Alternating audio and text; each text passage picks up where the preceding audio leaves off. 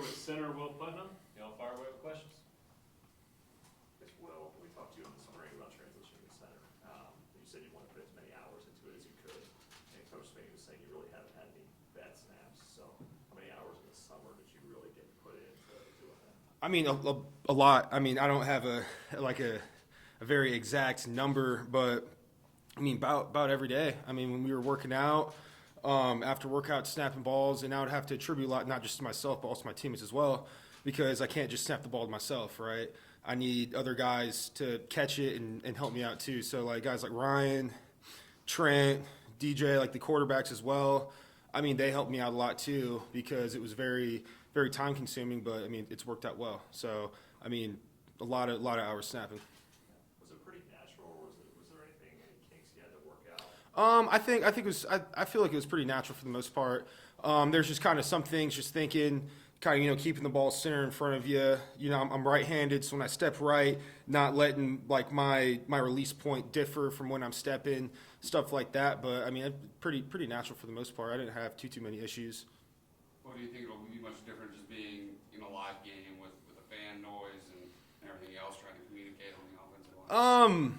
Well, communication, sure. Yeah, I think communication, yeah, it'll be a little bit more of a challenge communicating in front of live fans. But when it comes to just playing the center position, not much. Because I mean, I personally believe that. I mean, I get the best preparation week in, week out with the guys I play against, and I don't think there's many guys better than that. So when it comes to playing center, I feel prepared, and I'm not really too worried about it at all. I feel great.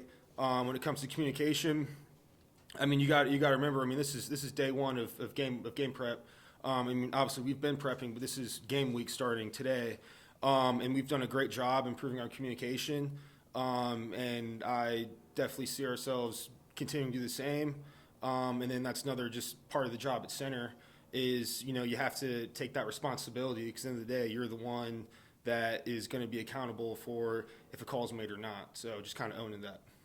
Can you talk us through a little bit of like that process and how you went about learning it? Like, is it a sit down one-on-one you with your coach? Like, how do you learn not only making the calls, but then like also holding the ball, snapping it, finding what works for you, what works for your quarterback, what works for Cade versus DJ, and all of that? Yeah, I mean, I would say a couple of things to that. I would say first off, learning like the calls and what to do didn't really take me much time at all because I've played guard since I've been here, and to try to be the best you can at guard, I mean, you should know who you're playing next to and what they're doing. So, I mean, I already knew every play what the center's doing. I know every play what the guard's doing because I'm playing guard, and I know pretty much every play what the tackle's doing as well.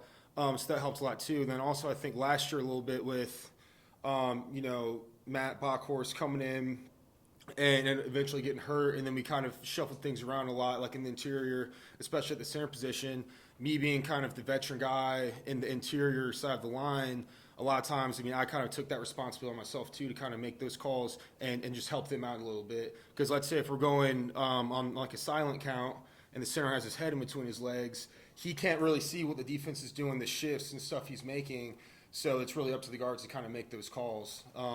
And also I just felt like Coach Caldwell at the time, he prepared us well, learned the schemes and stuff like that.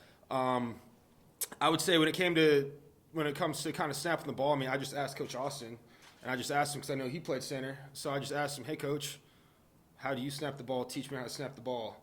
And then that's pretty much what he showed me. It sounds kind of funny. It's a good question. Guys hold it different ways. Yeah. Like some guys do what Coach calls, they call it the pendulum and snap it back there. Some guys hold it and put all four of their fingers on the laces. And then a guy like me, I like putting my top thumb on the top of the laces and kind of flicking it back there. So it just kind of depends, I guess, per person. And then when it comes to the quarterbacks, I mean, just getting up there. I mean, I would say a good snap from a shotgun snap is probably above the belly button, probably like below the eyes. Just do that, and then that's their job to catch it as well. And then if we're going under center, just getting that thing back there, hitting their hands, and it's their job to grab it and do the rest with it. So you played beside Walker quite a bit last year, right? When you were at guard, it's nice having him moving to guard. And he's still beside you. Still getting that kind of chemistry. I think it's very good getting that chemistry and that synergy. Kind of like what I was saying earlier. If let's say it is a very crazy game environment, and it's very loud, and the center has to put his head between his legs to get the calls and stuff like that. I mean, I'm going to rely on Walker to kind of, I guess for that time being, take over making the calls and points and stuff like that as well. And I think he's excited. I think he's excited to kind of move in, play guard, different position, new challenge, kind of like I was moving from guard to center. And I think he's really looking forward to that too. And obviously, I mean, I played next to him last year. That's my roommate, lived with him, one of my best friends. So I'm really, really looking forward to playing next to him and getting after some. What's it feel like preparing for this game? You guys kind of almost feels like from the outside, you guys have some different things to prove and some things to unveil. What's it feel like inside that locker room as you look at this Monday? Yeah, I would say this Monday it's almost a sense of refreshment in a way, because if you think about it, ever since we played Iowa State, we've only been playing like physically against Clemson. Like I've only gone against the defense, and I think it's also very, very unifying in a way too. In the locker room, I mean, we've always been a team, but during camp, obviously we're just banging heads each and every day against each other, and almost in a way it kind of forms that like that's the other team, When now it's truly unifying thing is like, hey, let's go guys, let's get it together. And I think it's just very exciting as well. I think guys are really excited, as I am, for this Monday, truly starting the season, getting into game week, mental Monday, it's no good Tuesday, working man Wednesday, all that stuff, and building up to what's going to be a great game that everyone's looking forward to. We've seen Blake Miller starting at right tackle. What have you seen from him in terms of his growth from the spring to the summer till now? Yeah, I mean, I think he's just more comfortable. Because in order to play fast, you need to know the plays and you need to know what to do. And he's definitely more comfortable in our offense, in our schemes, learn those little idiosyncrasies on certain plays and kind of the differences in that. And I think he's just become more confident as well. The more time he's been able to practice, and like I said earlier, against our defense, which is really good, the more time he's been able to practice against them, I think the more confident he's been. And to play good, you have to be confident in your ability. And I think at first, which was the same for me being a freshman, especially mid-year, because, I mean, you should be in high school, it can be a little bit daunting in a way, coming right to college, especially a place like Clemson. But I think he's just gotten more comfortable and just more confident in his ability. At the beginning of the spring, Dabo, I think, notably mentioned we would be interested in potentially getting a transfer to help the offensive line. Did you guys take that as a challenge at all? And does it feel like you guys accomplished something, the fact that there's no new guys sitting in here now that came in from the portal? Yeah, I would say in a way. I mean, I think so, but I mean, in the same time, with the talking about transfer portal or not, I think we always feel challenged up front. I think we didn't really even necessarily need that from Coach Sweeney to say for us to feel challenged, because in our eyes, the offense kind of runs through us up front. Because for us to, pass the ball well, we have to block well. For us to run the ball well, we have to block well. To really, truly grow an offense and a team, I believe the O-line needs to be that center unit. They need to kind of be on the forefront of the culture of team, unity and stuff like that. But I mean, we definitely had a challenge coming into this offseason. And right now I feel like we're at a good spot. I mean, I'm not saying that we're satisfied or by any means. But I mean, we're just, like I said, we're definitely excited to go in the season. I mean, I thought we did well throughout camp. Like I said, we're playing against one of the best defenses in the country, and we did well. We did well during our scrimmages. When it was time to compete, we competed.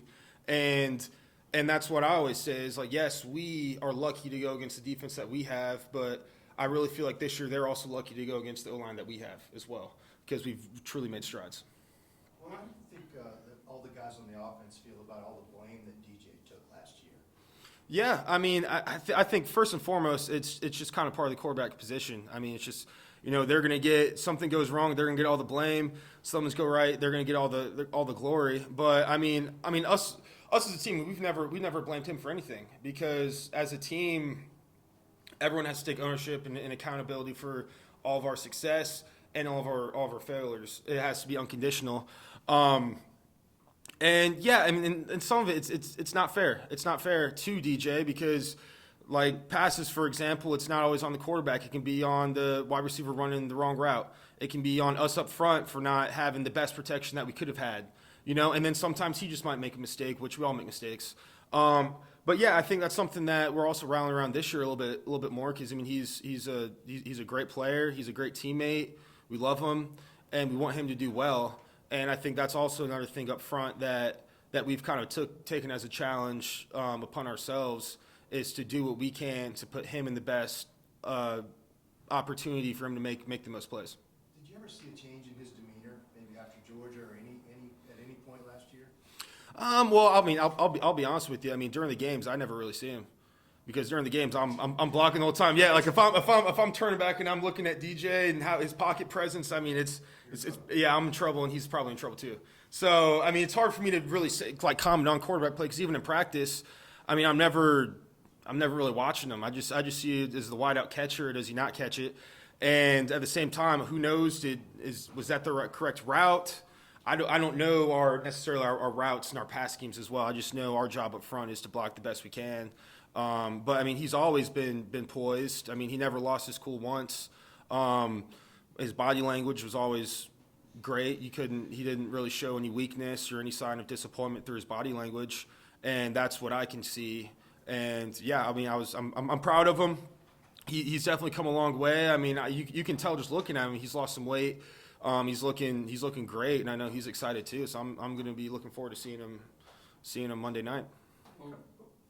Coach Sweeney has talked about DJ as being an unquestioned leader on the team. Is it because he didn't point fingers and things like that you guys see him in that light, or is it something else? Yeah. I mean, I would say so, and also I think one of the most powerful leaders are the ones that lead by example. And good leaders make others believe in them, but great leaders make others believe in themselves. And I think that's what DJ does. He makes others kind of believe in themselves, kind of going back to his body language, which is huge, because those nonverbal cues are one of the biggest things that you really see, especially being up front. Because like I said, I'm not watching him play in the backfield. I'm just seeing more so how it is off the field. And he's always carried himself really well. And yeah, always carried himself really well. In the summer, always encouraging guys to be better. He makes me want to be better. He makes other guys want to be better. Yeah. Going back to the transfer portal, how much pride do you guys take in the fact that Coach Sweeney doesn't take transfers? I mean, other than Hunter Johnson, who's obviously here before, but so many schools have taken like 15, 20 guys from the transfer portal. Alabama's even doing it. Is there more of a sense of a brotherhood, just the fact that y'all have been in this culture since y'all were freshmen? Yeah, 100%. I mean, I would say, that was Coach told me that during recruiting, and during recruiting, that was a big reason also why I came here, because I felt like, hey, if I'm here and I put the work in, for me at least, I didn't feel like it was right to bring someone over top of me when I've been working here and grinding where I could. And Coach said that's how Clemson is. That's the program that's been built, and I feel like it's good to say that's been pretty reliable as well. So yeah, 100%. I mean, I think guys take pride in it. And I think it builds the culture that we have as well, and I think it kind of keeps everything together. Walker was saying that going to the Georgia game, that you guys learned pretty quick that you were not ready as an offensive line yet after that experience. When you come into this year, obviously you have a bunch of guys in different spots, but for returning starters, I mean, do you have a better feeling of being better prepared going into this first game, do you feel like, than last year? Yeah, I mean, I'll be honest. I felt prepared going to the Georgia game too. I mean, I've never hopped in the game feeling unprepared. For me personally, I mean, obviously now sometimes it might not end up being how you want it to be, but I mean, between going into this game versus going into Georgia, I mean, for me personally, I don't really feel any different prepared. I felt really prepared going into that game, and you know what? I didn't play as good as I could have, and that's what happened. I feel really prepared going into this game. And I'm excited to play. Now, I'm not fully ready yet, but I don't have to be because we won't play until Monday. But I will be. And I feel like that's just kind of sometimes how it works, unfortunately. And I mean, I treat every opponent the same too. I think anyone who's willing to be your opponent should be respected. Now, it shouldn't be feared, but should definitely be respected. And I mean, I respected Georgia just as much as I respect Georgia Tech in this upcoming game because I mean they're a worthy opponent. And it's going to be a challenge regardless. We're not going to lay down. But I think we're ready for that, and I'm excited for it. Take about two more for Will. What do you, speaking of that Georgia defensive front that you faced, comparing them to the guys you've been beaten up with in practice the last few weeks. How do you think this defensive front compares to the one that just won a national title? I mean, they're great. I mean, because I would say the one thing about Georgia's D-line last year, that was something that's just, man, they had depth. They had depth. They had guys, their ones, their twos, threes, they had depth. And I would say that's something that our defensive line especially has this year. I mean, we got depth. We got guys that can play. I mean, it's not just the guys who run out there first that can play. It's the guys behind them, too, and the guys behind them, too.